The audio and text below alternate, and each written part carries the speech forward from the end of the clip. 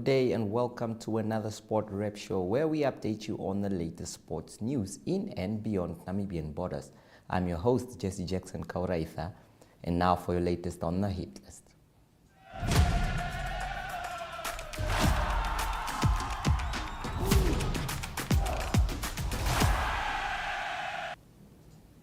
Another successful weekend for Namibian mountain bikers during the European summer season was celebrated when Alex Miller and Vera stood at the top of the podium of separate high-profile events. Miller won the sought-after Agrovia Victoria Fischer mountain bike race at Biasca in Switzerland by more than 90 seconds on Sunday. The event is included in the World UCI Mountain Biking Series for 2024 by the World Governing Body for Cycling. The Namibian Elite Men's Champion finished the 24-kilometer road completed in 6 laps in 50 minutes 45 seconds. Meanwhile, on Saturday, Vera took the first position in the Hero Cedrol Dolomites mountain bike race in the north of Italy. Here is a clip from Luza's triumph.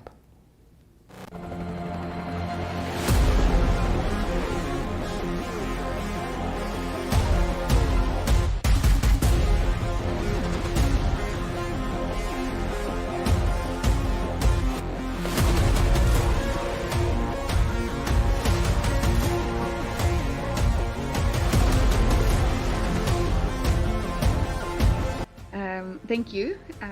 It was actually in Italy, in Südtirol. It's part of Italy, the northern part of Italy. Yeah, they say it is the hardest mountain bike race in the world, but a lot of races say that, to be honest. But it is quite brutal. There are 3 distances.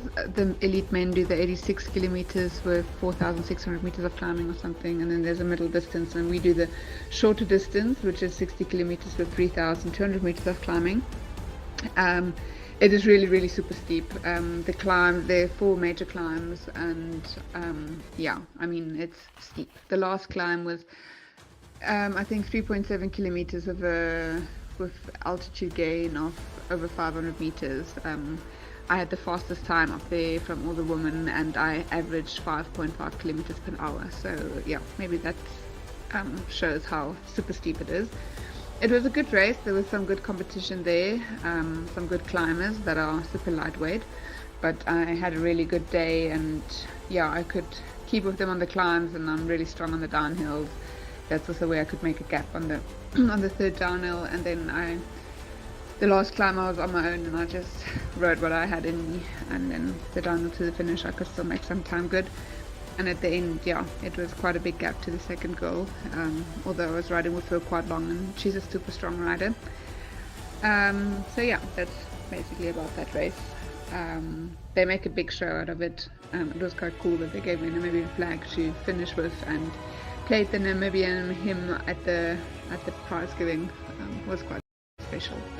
Yeah, in 2 weeks I'm racing the next World Cup in Megève. It's in France. It's going to be another brutal race with 100 kilometers and 5,000 meters of climbing. So yeah, that will be next for me. Thank you. Cheers.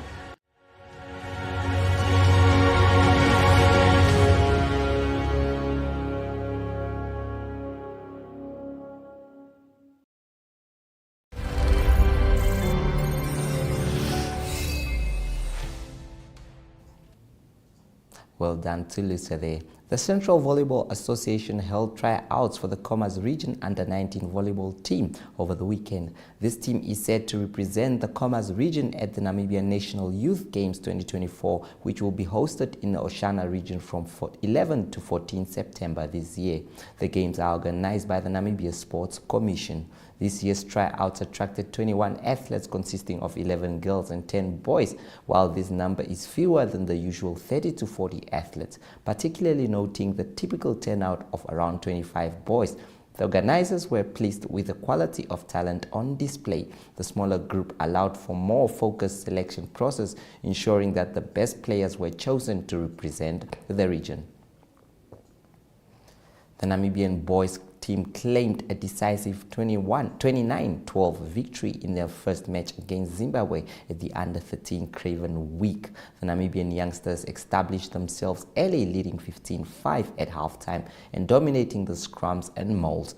After halftime, they maintained their momentum to secure the win in the traditional unofficial test between the two neighboring countries when they meet at the U13 Craven Week. The game was held yesterday at 8 o'clock and the team turned up on the day. The tries came from number 6 flank Ruben Kotte, who scored twice and was named player of the match, left wing Adrian van der Westhuizen, who also scored twice, and right wing Rick Duvenage. We will now go for a short commercial break, and after that it will be your take.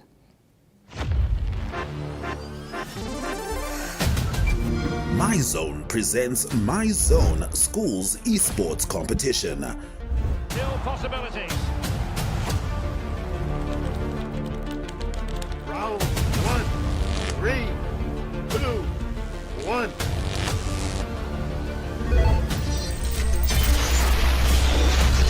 We have 50 minutes to go. Caution. Yeah, no surprise there. That was always going to be a booking. From deep three-point range, Green with the Join us on the 27th of July at the MTC Innovation Hub for an action-packed day of esports excitement.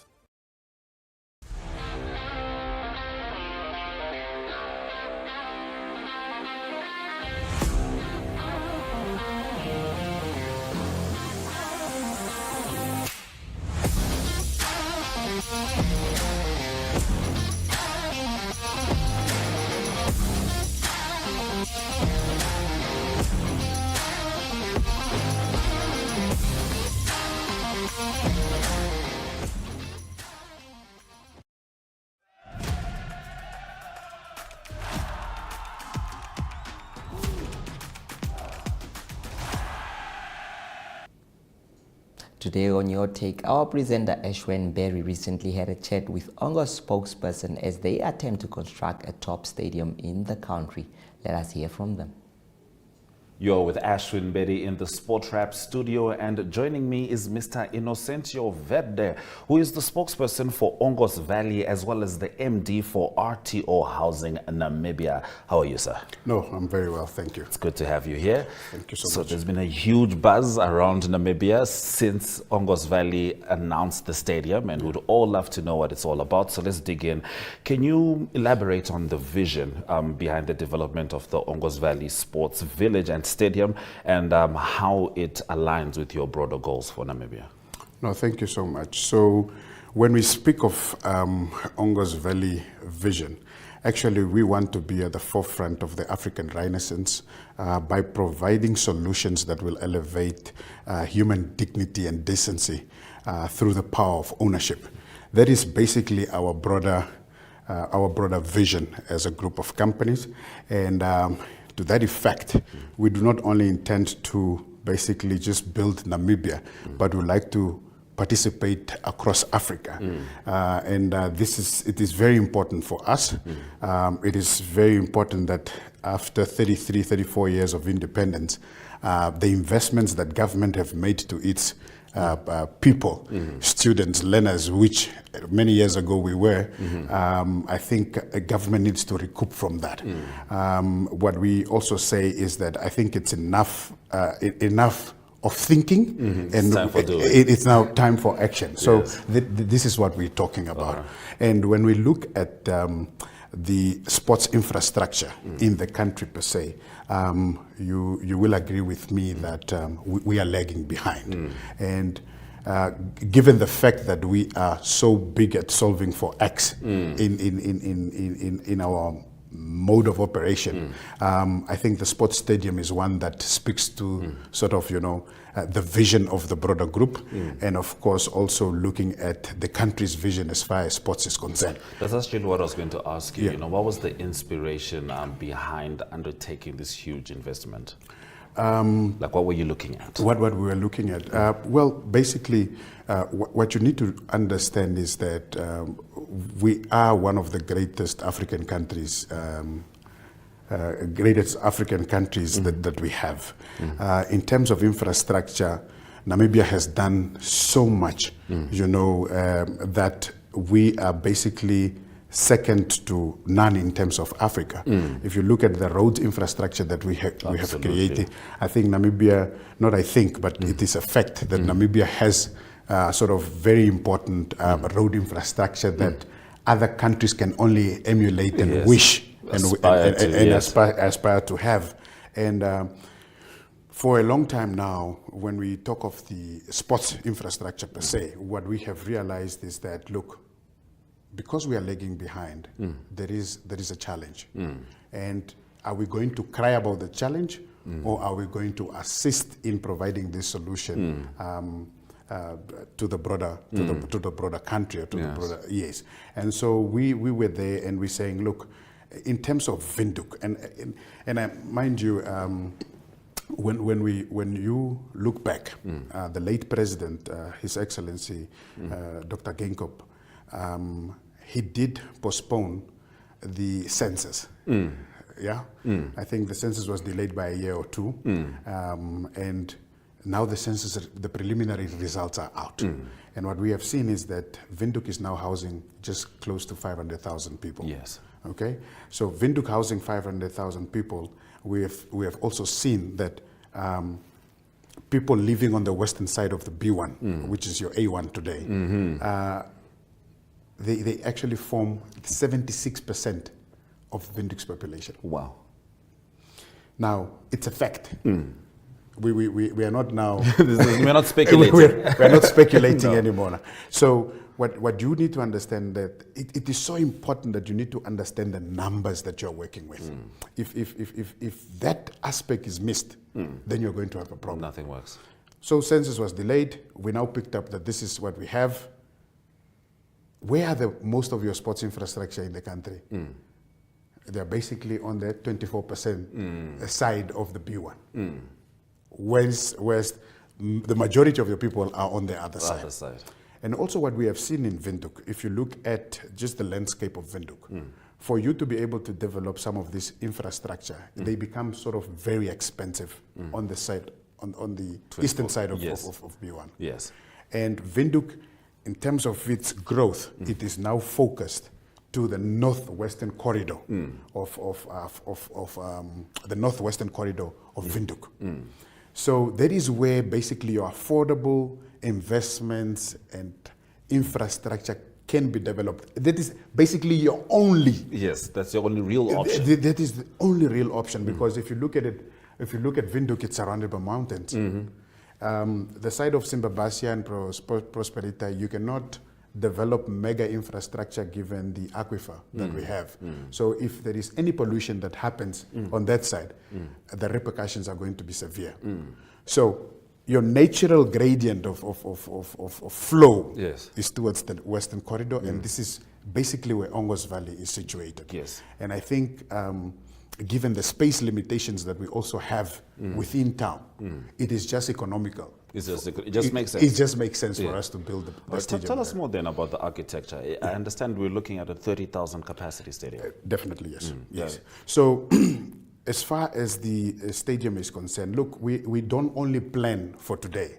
We plan for the future to come. Sustainability. So we look at 20, 30 years from now. And in terms of the architecture, the stadium is designed in such a fact that should the population grow and should there be excessive demand, we can expand. We can be able to expand and build onto the what you call the stands, so that we can accommodate enough people. All right. But the design was made in such a way that it can accommodate basically your international players. I wanted to ask about that actually. So it's the technical facilities meet FIFA standards. They do meet FIFA standards. But we had to look into that as well, because you cannot also make such a huge investment and still lag behind or miss some of these crucial standards that we have. Absolutely. So it is important that from that planning perspective, all those requirements are met. All right. Yeah. How do you feel that the building of this stadium is going to contribute to the well-being of the ordinary Namibian, and also just economically? You spoke about the numbers. On one end, we're talking 24%. That means on that end, we're talking 76%. You've crunched that down. What does it mean for the ordinary Namibian? Yeah, I think it's important for us to maybe just go step by step. So if you see the magnitude of the stadium that we envisage to build, and mind you, this stadium will be built in cohesion or in conjunction with government. It can only be. Oh, yes. It can only be Collaborative. we need to collaborate with government to have such a structure. Yes. What we anticipate is a very short-term employment creation that will be created over the 36 months of the construction period. We are talking next to 9,000 people to be employed during the construction. Wow. So you can already see the impact that it's going to have basically on the families around this particular area. Yes. And of course, there will be need for this number. So it is important from that point of view to say, look, if people can be economically, active, then, a lot of stress can be alleviated. Yes, yes. Then you can probably jump onto what impact is it going to have then to the broader country? Because we are just not looking at building, we are also looking at the sustainability of this particular infrastructure, where we envisage to have approximately more than 300 people that will be employed after it has been completed. So remember, we are not only building a stadium, it's a sports facility with high performance centers where we will probably have to have strategic partnership with institutions of higher learning, where all the sports management can be handled at these particular facilities. Yes. It's just what we are going to have now. It's from the lecture halls to the field. To the field. Wonderful. And it immediately engages the youth. It creates so much capacity for sports in Namibia. Exactly. And of course, I think most people are just envisioning seeing the brave warriors there. Exactly. Does this also become the home for the Ongos Football Club? Too soon? Well, I will confidently tell you. In the meantime, no. In the meantime, no. No, we have not decided that. For now, it's national duty. For now, it's a national duty. We are looking at ensuring that our national pride is restored. Yes. We do not want to have a situation whereby our national team is playing and without supporters. Without supporters, no, we can't do that. We have seen it. Yes. We have seen it, and it's heartbreaking. Yeah. And I think, mind you, I can tell you this, Namibia is in a position to even build 5 of these particular stadiums. Wow. And at least in the short term, we can focus on building crucial 3. Yes. Crucial 3. Tick those boxes. We need to tick those boxes. Yeah.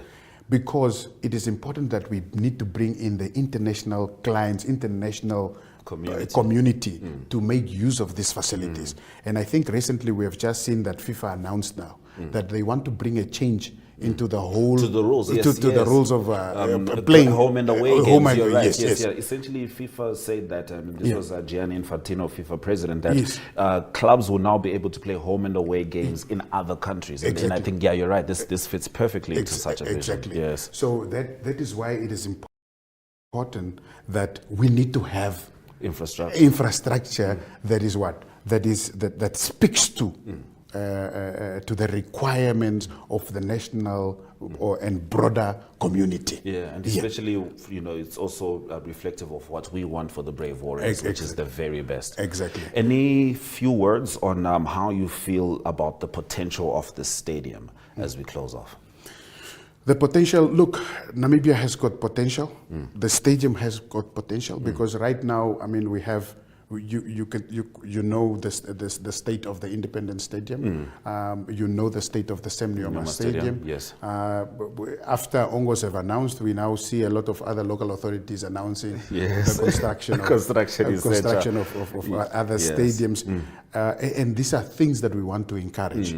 But we just don't want people to invest in smaller stuff. But perhaps maybe we need to appreciate that. Yes. From this the participation of all the parties of the the industry. parties of the industry, Yes, to build this infrastructure. Yes. I will tell you this confidently that yes, the stadium has got serious potential. It will be used. The feasibility indicates that is correct. Remember, it's just not soccer. We are looking at netball, basketball, volleyball, netball. So we are looking at all. I think we are looking at about a crucial about 5 sports codes that can participate, and some of those rugby included. Yes, of course. Rugby included. Yes. So. What can we say? Infinite potential, infinite possibilities. We have a lot of possibilities for that. Has construction started? Not yet. When does construction start? So we are sort of finalizing some requirements now.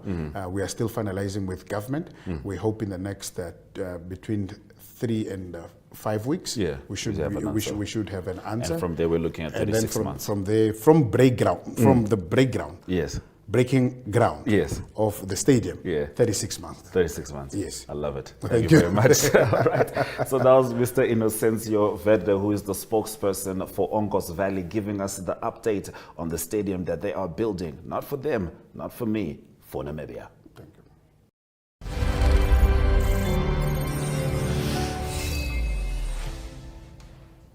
We will continue hoping for the best there. Everyone definitely wants to see this dream a reality, another big stadium built in, that is the capital city of Namibia, Windhoek.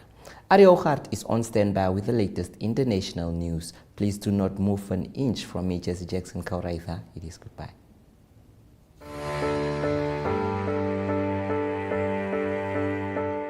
From the day you were born and welcomed, until your pensioner years on this earth,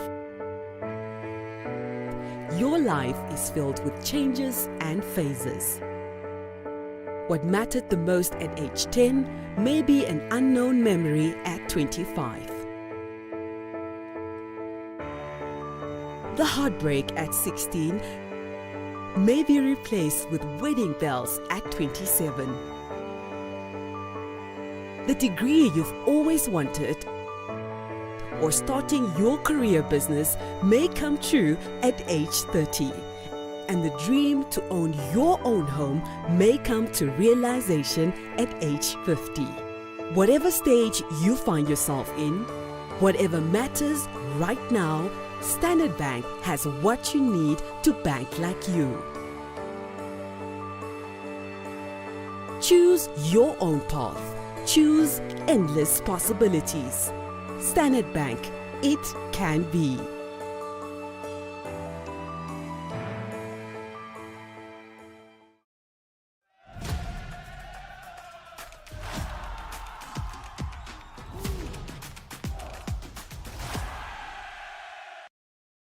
Good day everyone, time for international sports news, starting off with soccer news first. It's Euro 2024, the best teams in Europe, 24 of them playing in Germany in the Euro 2024 tournament. And a big result for Slovakia. Slovakia, big surprise, they beat Belgium by 1-0. That's still in the group phases, that is Group F.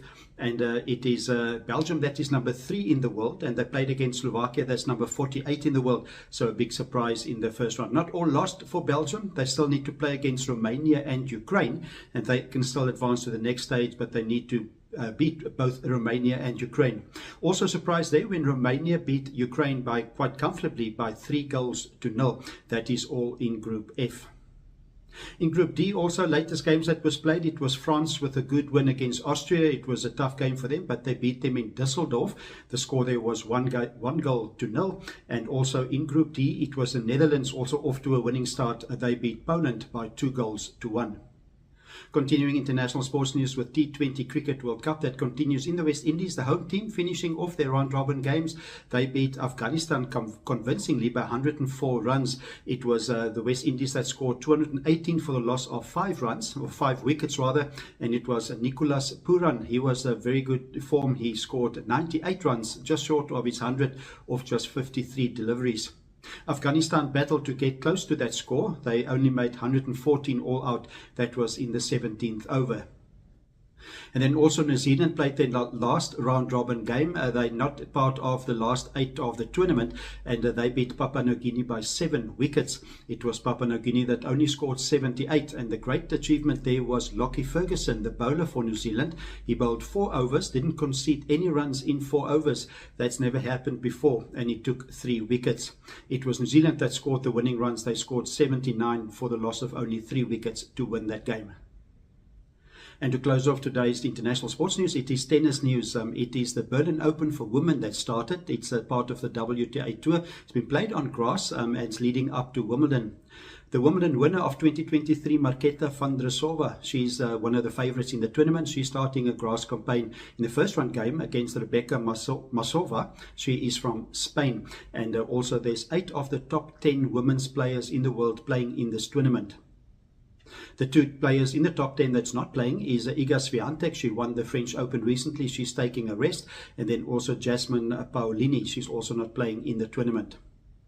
Other big interesting first round game will be Naomi Osaka that play the number 6 seed in the tournament. That is Zhang Qinwen from China. It is Naomi Osaka that continues a comeback to international tennis. She's won 4 majors before, so she's quite an accomplished player, but was out of action for more than a year. That was because of injury and also for the birth of her first child. That's international sports news for today. Hope you have a great sport day, and we talk international sport again tomorrow. Goodbye.